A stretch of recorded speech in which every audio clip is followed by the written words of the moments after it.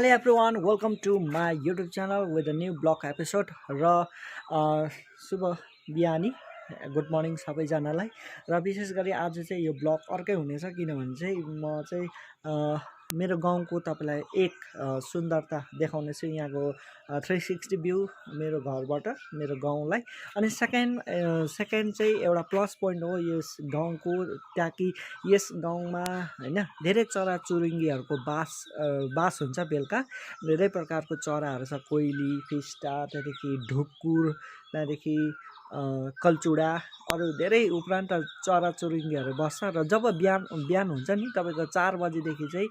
यो चराचुरुङ्गीहरु कराउने गर्छन् सायद त्यतिको त जंगलमा पनि कराउँदैन होला यो चाहिँ प्लस पोइन्ट हो हाम्रो गाउँको र बिहानै चाहिँ यहाँ चराचुरुङ्गीहरु चाहिँ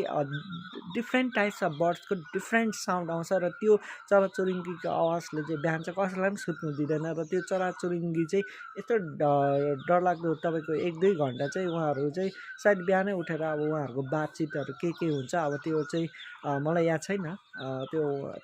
आफ्नो गडले क्रिएट गरेको हुन्छ र विशेष म चाहिँ नेचर्सलाई धेरै माया गर्छु किनभने चाहिँ मैले बेसी विलियम वर्ड्सवर्थको पोएम पढेर बेसी विलियम वर्ड्सवर्थको भक्त भएर होला म नेचर्सलाई वर्शिप र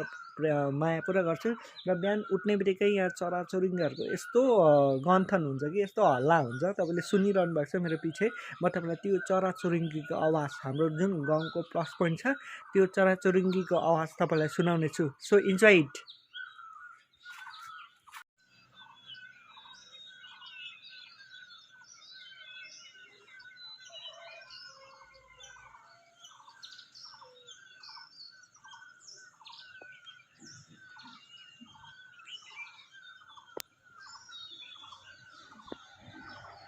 यहाँ चाहिँ एउटा पहिला ठुलो सिम्बलको रुख थियो जो अहिले काटेको छ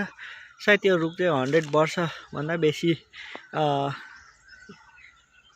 100 इयर्स भन्दा बेसी थियो होला तर त्यो रुख अहिले काटेको छ त्यो चाहिँ हाम्रो गाउँको चाहिँ एउटा गहना जस्तै थियो ठुलो रुख थियो सिम्बलको तर अहिले त्यो अफसोस काट्यो ल्यान्ड ओनरले